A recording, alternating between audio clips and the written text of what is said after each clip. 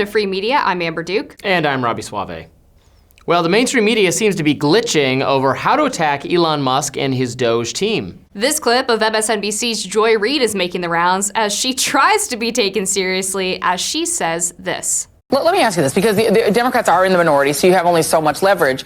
Have you all essentially made it clear to Mike Johnson that until they allow you all to subpoena Big Balls and the normalized Indian hate guy, at least subpoena them or subpoena Elon Musk? I can't believe she just said that on television. Now, I see, did you see today Elon changed his Twitter handle? I don't know, I would like a little bit more maturity from people. Maybe that's just me. Is that just me? I'll never begrudge anyone a sense of humor. I just don't like saying it or reading it. I don't, but I like watching CNN have to say it. So, fair trade-off, I think. So look, these youngsters, I mean, they're not like literal children, they're 20-somethings, have been put in charge of identifying certain payment systems and how to root out waste, fraud, and abuse. Actually, we didn't get to talk about this yet, so maybe this would be a good place to talk about it.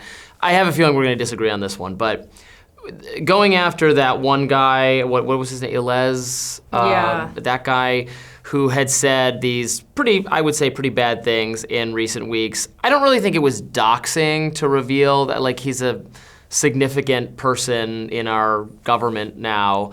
And look, if he had tweeted those, say like normalize hatred toward Indians and the other thing, if he had tweeted those things when he was 16, I would not care at all. And in fact, I would be against the Wall Street Journal for calling him out.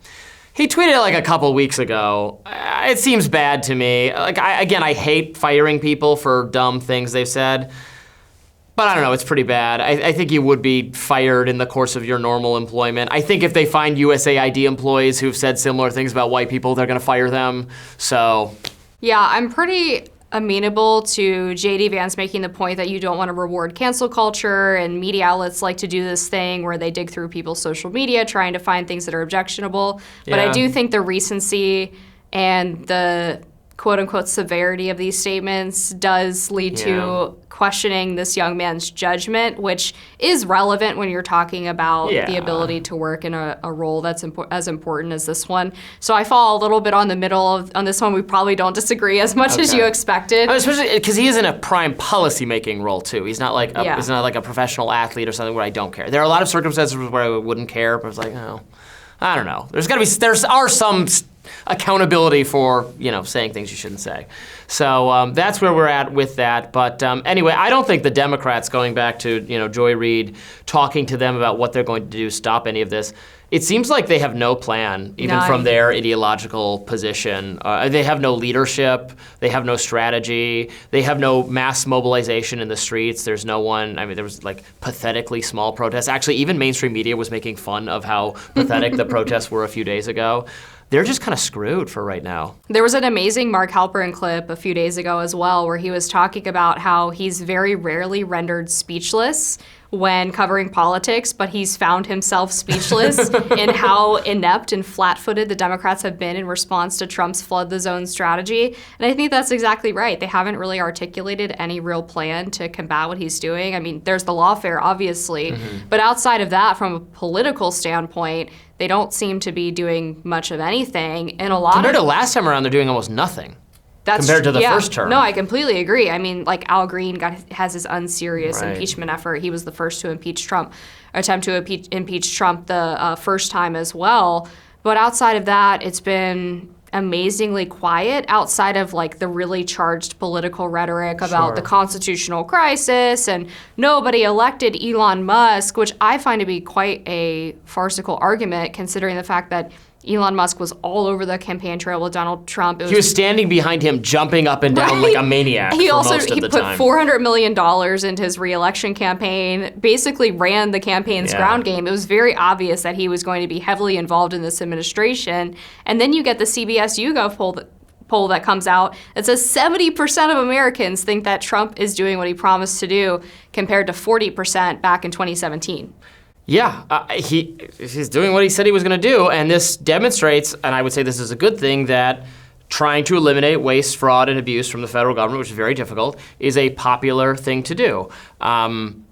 This is something that the conservative base of the Republican Party many libertarians who do vote Republican have wanted the party to actually do for like decades. It's always said, oh yeah, we're gonna come in, we're gonna cut spending, we're gonna balance the budget, we're gonna bring things under control. And it's never even approximating close to that what they do. They end up doing none of that. In fact, usually Republicans end up spending even more money the next administration because there's some foreign policy crisis always. There's some national security problem. There's some nation out there that we need to pay for their entire defense for some reason. And this time around, they are at least signaling that they're not going to do that. They're not going to do as much of that, I hope. Now, in recent days, there's been talk of, I don't know about this Gaza plan to like, stop being, the American people could not have said more strongly, stop doing nation building in the Middle East in particular. We have no expertise on what to do with Gaza. It's not our problem. Moving the people would be a disaster. Leaving them there is also a disaster for Israel. It's just not our problem. I don't know why we have to have anything to do with it. Am I wrong? No, I want nothing to do with it. Nothing. It's not America first. Nope. I would be perfectly happy to get out of that conflict entirely. I mean, think of this, if whatever side of this conflict that you're on, if you are someone who is down for the Palestinian cause, whatever that is, killing Israelis, I don't know what it is, but if that's your side of the crisis, you don't want Donald Trump in there building real estate in Gaza. No. Now, and if you're on the Israeli side and you recognize that Hamas is a terrorist organization that routinely breaks ceasefires and obviously doesn't want a two-state solution, then why would you want America to go in and rebuild this piece of land that's inevitably going to return to a war zone in, I don't know, 2-3 years? Right. It's a waste of money. We can't exactly give them their own state, given that terrorists would be in charge of it if we did that. We can't exactly cut it up and have Jordan and Saudi Arabia and Egypt take pieces of them because those countries don't want them. And we can't like empower and give money to Israel to wipe everyone there off the map. All of those things are not things I want to do, so we should just leave it alone. It's not our business. Right. None of those solutions make any sense to me.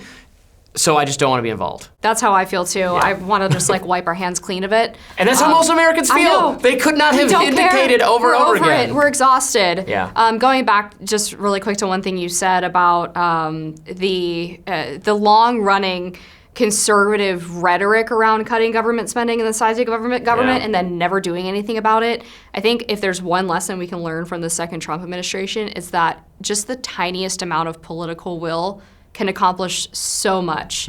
And all it takes is a couple of people who are actually serious about doing the things that they said they would do.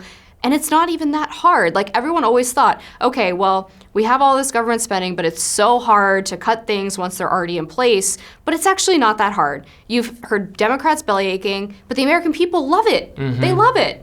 So what's the problem? I mean, the problem is we had to get half the Republicans even on board with it. I mean, it's funny, but people like Marco Rubio, Joni Ernst were trying to get more USAID funding as recently as like 2 years ago because it's part of the soft power project of American imperialism, which gets critiqued from both a like right libertarian direction and also a left direction. We've all been complaining about this, and the centrist bipartisan foreign policy establishment has loved the spending, but now they know they're in retreat because doing it is not popular, and Trump and Elon do not subscribe to that ideology and are looking for reasons to cut it. So God bless. It shall be cut. More free media right after this.